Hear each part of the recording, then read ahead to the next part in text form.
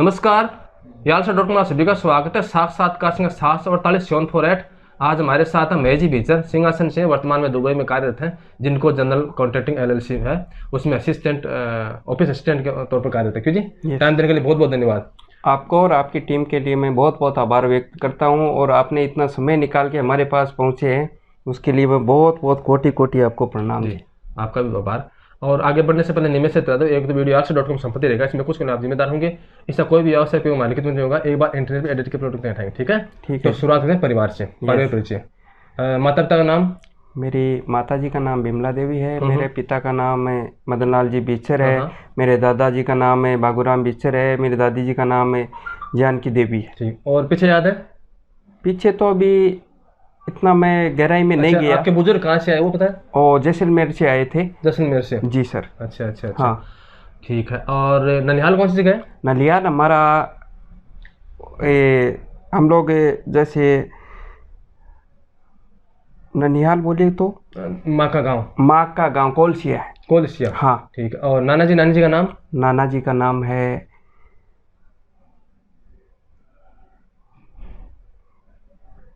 मैं थोड़ा कंफ्यूज हो गया। चलो कोई बात नहीं। नानी जी का नाम है मोरी देवी। और नाना जी का याद नहीं है?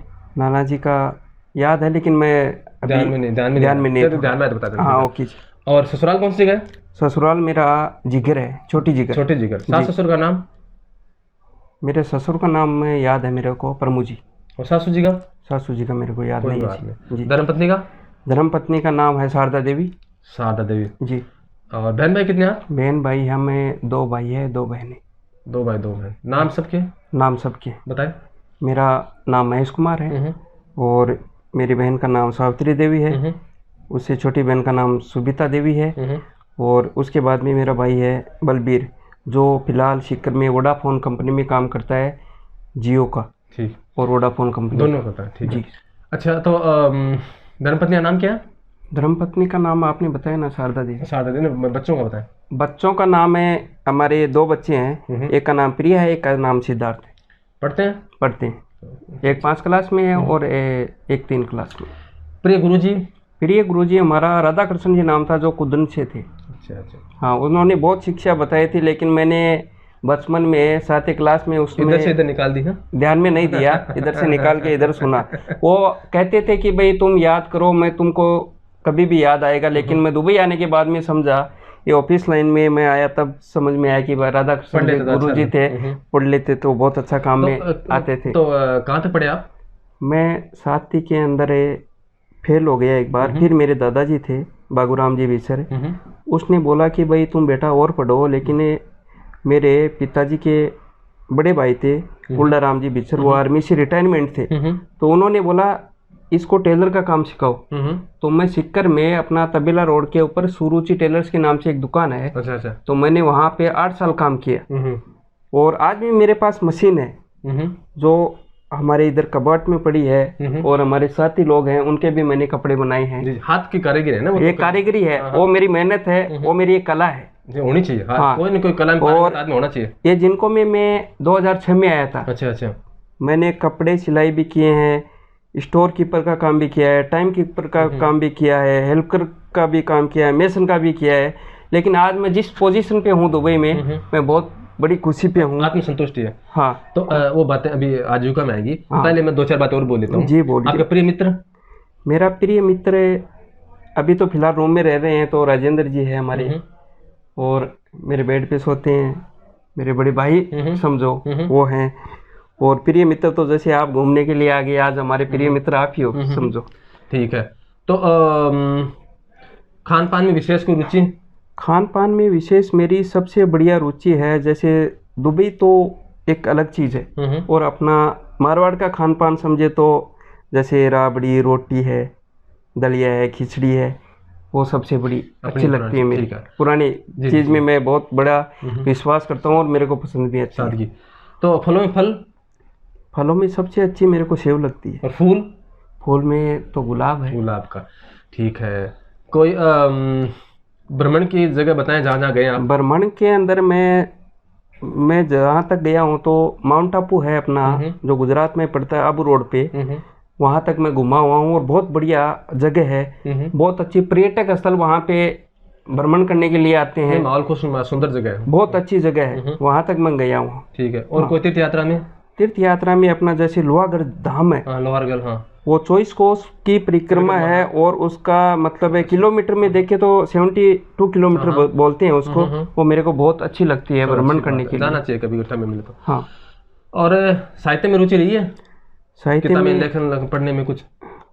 वो रुचि तो ऐसा है, जैसे मैं स्कूल में पढ़ता था ना उस टाइम, तो सबसे पहले गुरुजी आते थे, वो क्लास लेते थे, वो उस टाइम पढ़ाई में ध्यान नहीं देते थे, हर आधे घंटे में वो हाजिरी चेक करते थे। साहित्य रुचि तो यही है कि भाई मैं वो हाजिरी के टाइम में वो किताब ही फाड़ के फेंक देता था। मतलब लेखन जो साहित्य जैसे आपने उनमें रुचि नहीं है, चलो कोई बात नहीं। हाँ, उसमें अच्छा, खेल में रुचि रही है?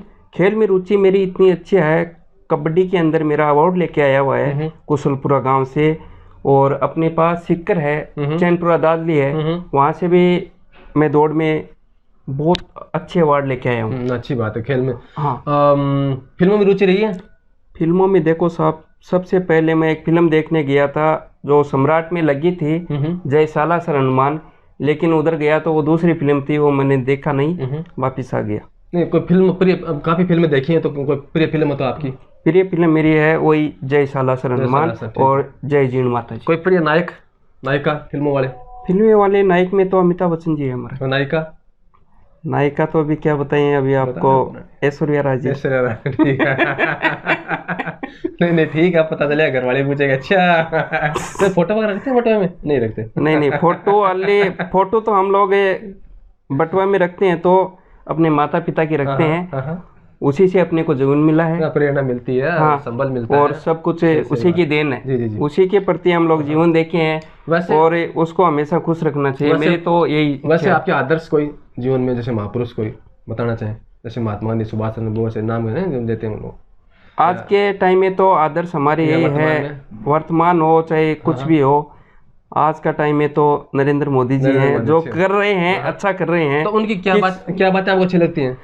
मेरे को उनकी बातें बहुत अच्छी लगती है। हमारी दुबई में हम लोग रहते हैं, इधर दुबई हम लोग को अच्छा पैसा देता है, अच्छा रहने के लिए मकान देता है। इधर हम लोग को दुबई में जबलाली में मंदिर बनवा के दिया, इधर भी वो लोग आए, और दुबई से नरेंद्र मोदी जी को गोल्ड से सम्मानित किया गया, वो हमको बहुत बहुत अच्छा लगता है। अच्छी बात है, अपना पुरस्कार दिया ना, पुरस्कार दिया। पुरस्कार एक सबसे बड़ी चीज होती है, जो हर पुरस्कार नहीं, मतलब एक तरह का वो क्या, सम्मान पुरस्कार तो किसी चीज को जितने मिलता है वो सम्मान, उनका सम्मान बोले तो पुरस्कार से भी बड़ा होता है वो सम्मान, सर्व सम्मान। वो मतलब एक इधर दुबई में अपने प्राइम मिनिस्टर को इतना बड़ा सम्मान मिला, मैं बहुत बहुत खुश हूँ उससे। अच्छा, ये बताएं कि फिर आपकी आयु कितनी अभी?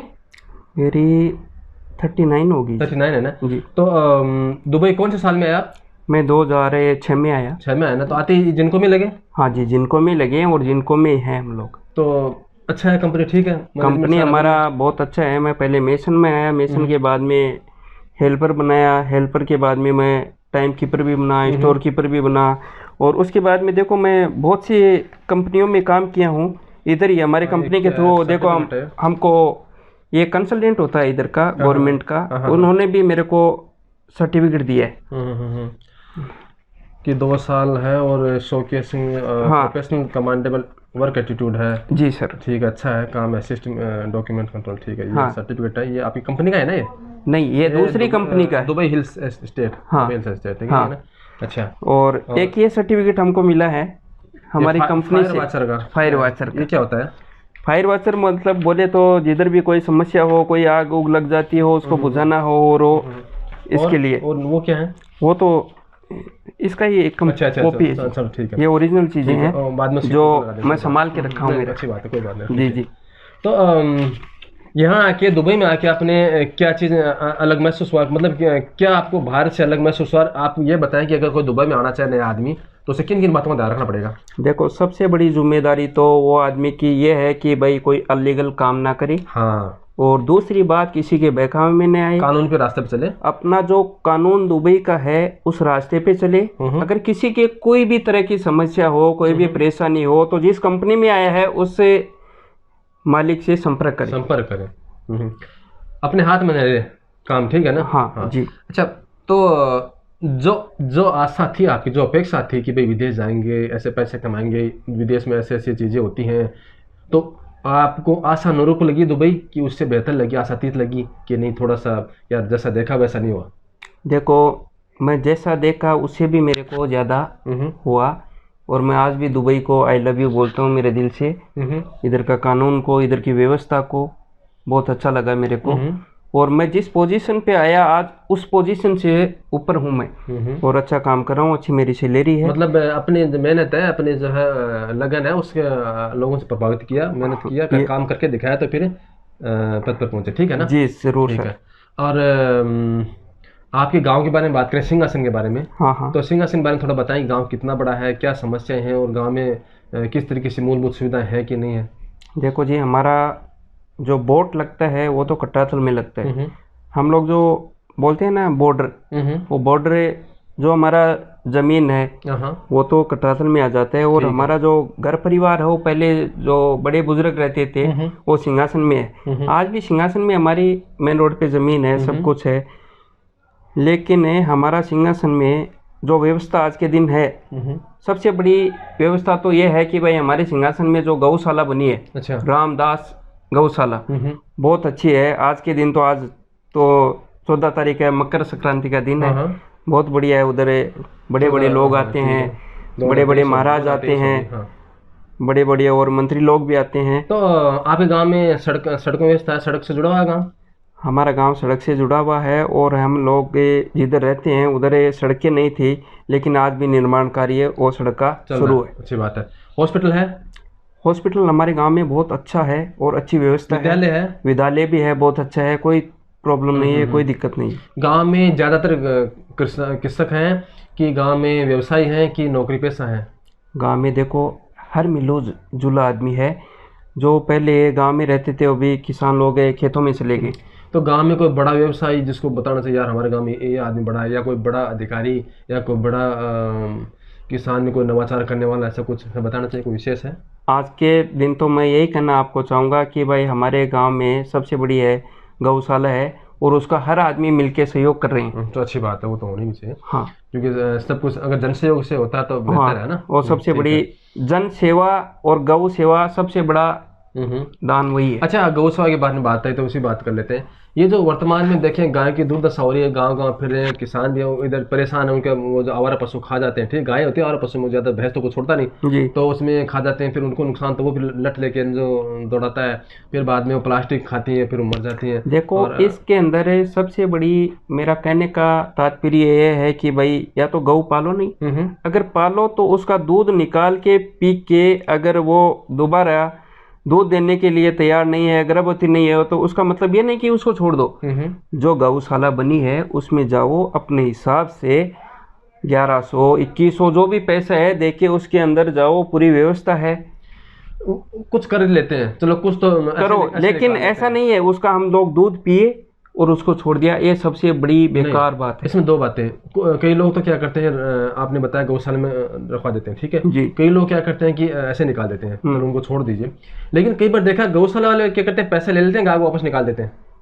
वो तो देखो एक सबसे बड़ी गलती बात है, वो ऐसी व्यवस्था है तो उसमें न तो पैसा देना चाहिए, और जो गौशाला निकाले तो आज का टाइम में बहुत बड़ी CCTV कैमरे लगाए हैं, हर आदमी, किसी का जन्मदिन हो गया, आज आपका हो गया, बच्चे का हो गया, मेरा हो गया, किसी का तीर्थ पुण्य हो गया, उसमें हर दान देते हैं, तो उसके लिए छोड़ो नहीं, उसकी व्यवस्था और बढ़ाओ, इसमें जोड़ते जाओ, ना कि एक पशु सबको परेशान करेगा, एक दान सबको बहुत अच्छा काम करेगा, आगे तक जाती है बात। हाँ, कड़ी से कड़ी जुड़ती है ना, कड़ी से कड़ी जुड़ती है। अगला दूसरा प्रेरित होता है, अगर आप छोटा सा भी करो दान किसी का तो दूसरा प्रेरित होता है, अच्छी बात है, समाज में नई शुरुआत होती है। हाँ। अच्छा बताएं कि शिक्षा के बारे में हमने बताया कि आपको अफसोस है या कि मैं पढ़ लेता तो अच्छा रहता। शिक्षा के बारे में तो देखो साहब राजेश जी, आप पूछो नहीं, खुद का राधा कृष्ण मास्टर था, उस टाइम में मैं भी बच्चा ही था, और पढ़ने के टाइम बच्चा ही होता है आदमी, बड़ा तो बाद में होता है। लेकिन मैं क्या करता था, वो हमारे गुरुजी टीचर थे, वो बोलता था पढ़ ले बेटा, तुमको कभी याद आएगा। लेकिन आज वो मैं बहुत बड़े दिल से फील कर रहा हूँ, आज वो दिल में मेरे बात याद आ रही है। सही है। नहीं, क्यों? अच्छी बात है। उसके बाद में भी मैं इधर आके दुबई में बहुत कुछ सीखा हूँ, लेकिन उधर रह के मैं इतना नहीं सीख पाता था। बहुत अच्छी बात है। नसीब में मतलब भाग्य में कितना यकीन करते हैं आप? भाग्य में तो मैं 99% करता हूँ जी। कि भाई अगर आप पढ़ लेते तो पता नहीं शायद आते नहीं है। मैं तो पढ़ लेता तो 99 आपको बोल दिया पहले, मैं ये दुबई आता ही नहीं था। पता नहीं और कुछ। हाँ, मैं भी टीचर ही बनता था। नौकरी में, व्यवसाय में रुचि रखते हैं ना। बिल्कुल। नहीं, अच्छी बात है। तो वर्तमान में भारत की राजनीति कैसे चल रही है, बताना चाहें तो? वर्तमान में देखो, भारत की राजनीति अच्छी चल रही है मेरे हिसाब से तो। और किसी के बहकावे में कोई जो आदमी आता है ये करना वो करना, आना भी नहीं चाहिए। और सबसे बड़ा, मैं बहुत गर्व करता हूँ कि भाई मैं एक भारत का नागरिक हूँ और दुबई में बैठ के मैं इंटरव्यू दे रहा हूँ। सबसे बड़ा प्रणाम, सबसे बड़ा नमस्कार मेरे नरेंद्र मोदी जी को। और आपने मोदी जी को जीवित जी देख लिया क्या? देख लिया, वो हमारे भारत का एक भविष्य है और मैं भी देख रहा हूँ। बहुत अच्छी बात है। मोदी जी के युग में आप पैदा हो गए। पैदा हो गए और बहुत अच्छी बात है। उनकी माताजी भी 99 की ऐसा होके 100 साल के होके अभी। हाँ, ठीक है। और अपनी देश की अर्थव्यवस्था भी पहले से भी अच्छी है आज के कई दिन। लोग कहते हैं भी थोड़ा सा डाउन आ रही है। वो देखो, कहने वाले कहते रहेंगे। तो कोरोना का फर्क पड़ा है इसमें? कोरोना का फर्क है, ऐसा है कि भाई अभी तो दोबारा भी बोल रहा है चाइना में कि भाई दोबारा आएगा। वो तो बिन बादल का बरसात है, कब आ जाए कुछ पता नहीं चलता है। तो ये प्राकृतिक आपदा है, मैं इसमें विश्वास नहीं रखता। ये सबसे बड़ा एक बिजनेस खोल रखा है। लेकिन ये बताएं कि ये सोशल मीडिया, इस पर जो बहकावा, एक व्हाट्सएप ऐसा मैसेज भेज दिया, लोग उसको आगे पीछे बगैर जांच के, बगैर किसी बुद्धि का उपयोग के आगे पीछे भेजते रहते हैं। उससे कोई आगे चल के जो हानि होती है, कि जनहानि होती है, किसी के खिलाफ जो माहौल बनता है, आपको लगता है कि इस पर तो रोकथाम होनी चाहिए? देखो, सबसे बड़ी मैं इंडिया गवर्नमेंट से ये अपील करता हूँ, मैं आज दुबई में हूँ, कि ये जितने भी जो प्राइवेट चैनल है इनको सबको बंद किया जाए। हाँ, अच्छा। और सबसे बढ़िया जो गवर्नमेंट का चैनल है वही रखा जाए। जैसे उत्तर कोरिया है, चाइना है, दुबई है, मस्कत है, बहरीन है, जितनी भी करंट कंट्री है, इनका बाहर आप देखते हो लोगों? नहीं देखते हो। लेकिन फिर एक तरफा न्यूज आएगी ना, फिर सरकारी नियंत्रण नहीं, इनकी भी न्यूज आती है, ऐसी बात नहीं है। लेकिन गवर्नमेंट चैनल रखो ना, प्राइवेट इतने हो गए। अभी कोरोना काल में पिछले टाइम में मरा हार्ट अटैक में, उसको किस में जोड़ दिया? कोरोना से मरा। 80 साल का हो गया, वो मरा, उसको किस में जोड़ दिया? कोरोना में जोड़ दिया। कहना मतलब कि इंतजार करना चाहिए, खबरों की पुष्ट खबरें नहीं होनी चाहिए। अभी दिल्ली में एक आदमी था, पुलिस वाला था, उसको एक लड़के ने चाकू मार दिया, उसका नाम अनीस निकला, लोग निकल ले भागे, तो मुसलमान है, पता जिहाद है ये वो, जबकि वो तो हिंदू लड़का था, नाम ही अनीस था उसका, तो हिंदू था वो। देखो, उस पे कई मजाक उड़ाए गए। ये दिन दहाड़े पुलिस प्रशासन के ऊपर 14 वार किए गए, जनता वहां मौजूद थी। ये मतलब एक खबरें है ना, सनसनी फैला के, सनसनी खबरें हैं, इसके बहकाव में आना नहीं चाहिए। जबकि पुलिस प्रशासन अपना काम कर रहा है तो उसको करने दो। हम जिम्मेदार आदमी हैं तो हम अपना काम करेंगे। आप किसान के बेटे तो किसान का काम करोगे, हैं? आप बिजनेसमैन हो तो बिजनेसमैन का काम करोगे। सही है। आप अगर टीचर हो तो टीचर का काम करोगे। जी, जी, जी। आप पॉलिटिक्स के आदमी है तो पॉलिटिक्स का काम करोगे। ये जो कुछ ये लोग होते हैं ना कि भाई ये काम करना, वो करना, इसको बिड़ाना, ये करना, ये मेरे देश से मैं अपील करता हूँ। मैं कोई जातिवाद आदमी नहीं हूँ, मैं सब लोगों से एक अपील करता हूँ, आप लोग का भाई हूँ, आप भी मेरे भाई हो। आज कैसे भी आप किधर से कोई भी व्यवस्था से मेरे पास पहुँचे हो, किसी भी माध्यम से, तो वो मेरा भाई आप तक पहुँचा है। जी। आज देखो, हम हमारे रूम में आदमी रहता है, ये बांग्लादेश का भाई है, हमारा इतना प्रिय मित्र है। व्यवहार से है ना, व्यवहार से हमारा व्यवहार ऐसा है कि भाई हर आदमी हमको लाइक करता है।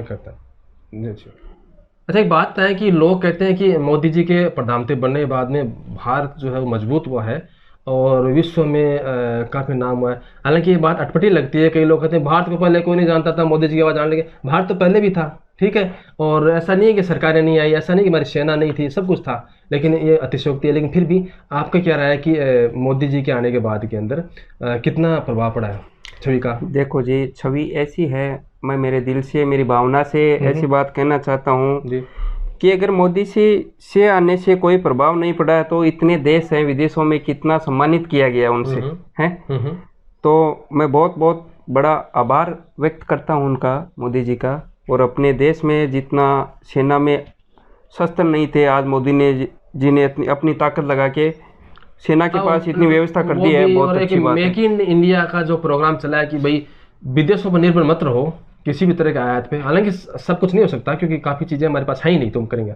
लेकिन जो हमारे सामर्थ्य में है, जिस तरह के कारखाने में लगा सकते हैं वो लगाए जाएं, उद्योगों को थोड़ा प्रोत्साहन किया जाए। अच्छा, आपको लगता है कि जैसे हमारे यहाँ, जैसे हमने देखा कि दुबई सरकार है, ठीक है, पूरी गल्फ में मान लीजिए, यूरोप में मान लीजिए, सरकार जो उद्योग धंधा प्रोत्साहित करती है, उनको बिजली पानी की जो व्यवस्था है, जमीन की व्यवस्था करवा के देती है कि आपको आसानी रहे, सड़क की वगैरह है, ट्रांसपोर्ट की है, ठीक है, अन्य चीज़ें हैं, हॉस्पिटल वगैरह की। लेकिन हमारे यहाँ देखते हैं कि कोई बड़ा काम होता है तो वो फिर वो राजनीति में उलझ जाता है, या जो लोकल स्थानीय जो आदमी है वो कहते हैं हमारे आदमी को नौकरी दो, या ज़मीन ज़बरदस्ती ले लेते हैं, या जो वादे करते हैं दो वाले निभाते नहीं हैं, ठीक है।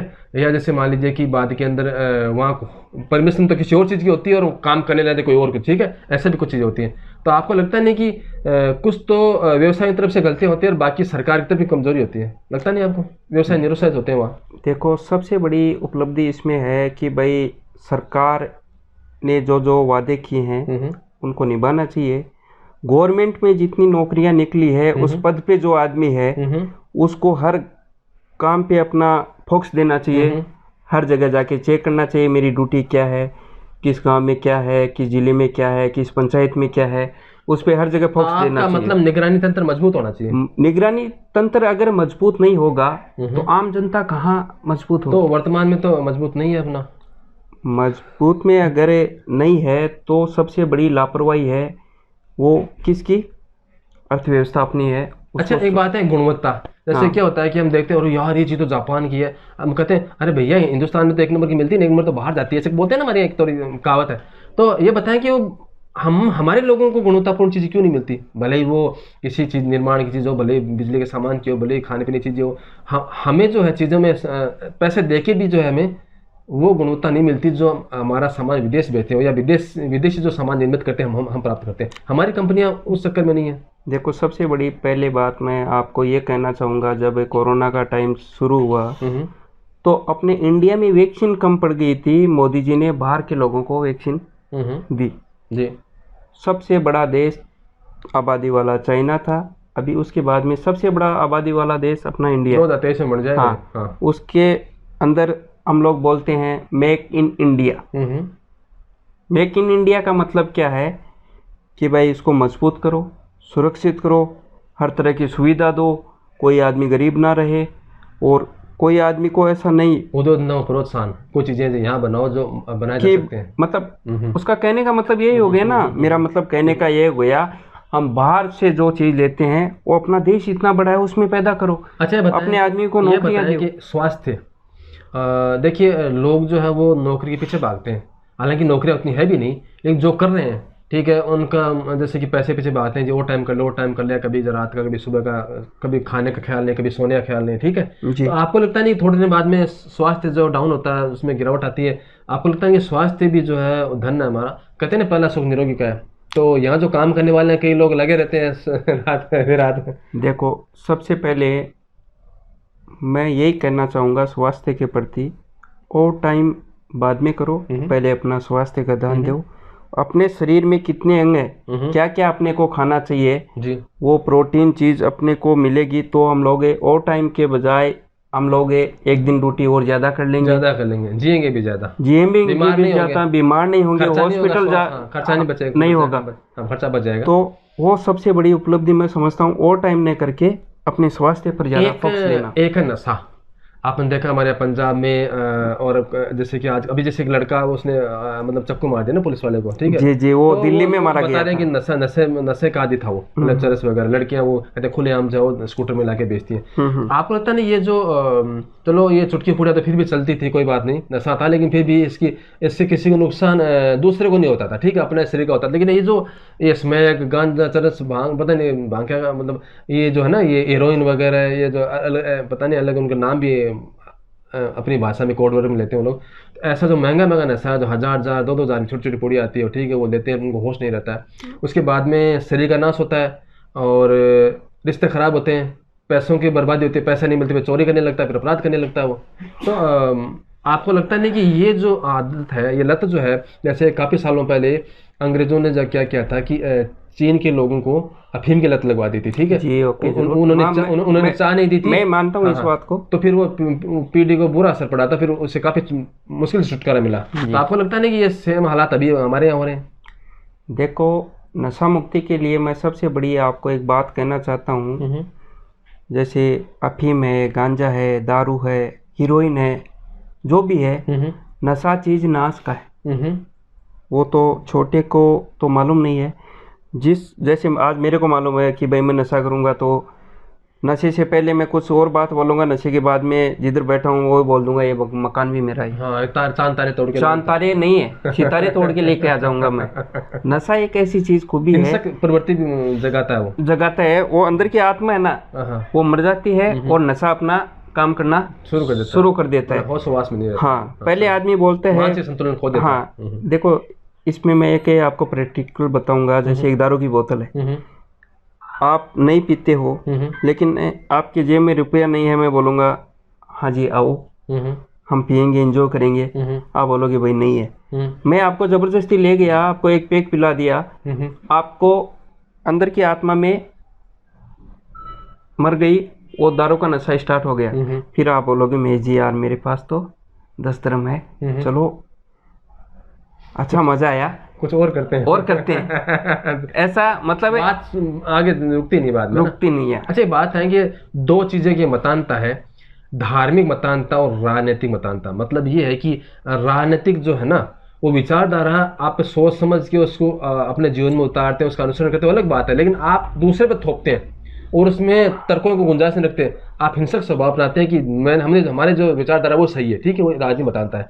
धार्मिक ऐसा है कि चलिए आपका धर्म है, हमारा धर्म है, हम आपका सम्मान करते हैं, आप हमारा सम्मान कीजिए, आपको विवादास्पद उनको छोड़ दीजिए, जैसे मान लीजिए उनका बैठ कर सुलझाव। ऐसा नहीं है कि धार्मिक मतानता मतलब है कि आप हमारे जो किताबें लिखी हैं वही सही है, हमने जो कह दिया वो सही है, हमने जो व्याख्या कर दी वही सही है, ठीक है। दूसरा कोई हमें समझाए तो समझ में नहीं आना, हम तो जो कह दें वही पार ब्रह्म है, परम, ठीक है ना।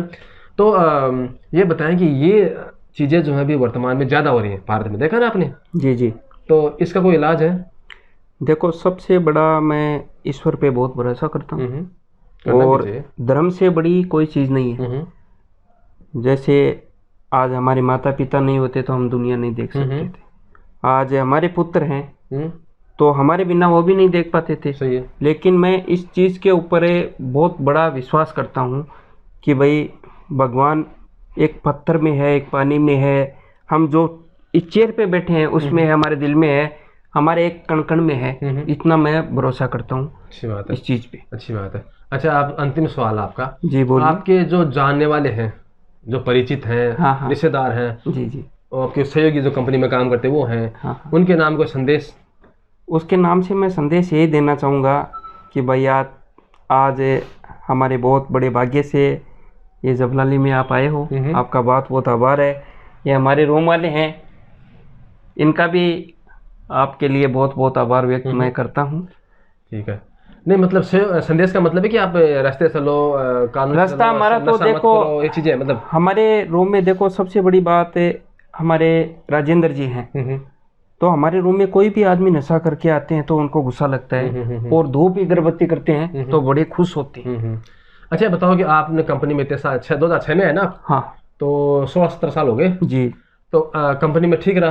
कंपनी हमारा बहुत अच्छा है। तो कंपनी के प्रबंधन को आपके नाम संदेश कि भाई ठीक है, आपने जीवन जिया, आपने इतना काम किया, तो मैं कंपनी को धन्यवाद देना चाहे? कंपनी को मेरा कंपनी को यही धन्यवाद देना चाहता हूँ कि भाई मैं एक मेसन में आया था, उसके बाद में हेल्पर बना, स्टोर कीपर बना, सिक्योरिटी गार्ड बना, आज मैं ऐसी पोजीशन पे हूँ। मेरी कंपनी को बहुत बड़ा आभार व्यक्त करता हूँ, बहुत धन्यवाद। चलो, अच्छी बात है, आपने टाइम दिया इसके लिए बहुत धन्यवाद। और युवा हैं और उत्साही हैं, और आप में वाकपट होता है, और जो भी बिंदु आपको देते हैं बोल लेते हैं, ठीक है ना? जी जी। तो और मेहनत से मुकाम पाया तो ठीक है, आशा करता हूँ कि आगे भी प्रगति करते रहें, ठीक है जी जरूर। और समाज में सकारात्मक सहयोग दें, ठीक है। टाइम देने के लिए, समय देने के लिए बहुत धन्यवाद। जय राम जी की। जय राम जी की। आपको भी हमारा बहुत बहुत धन्यवाद जी। ओके।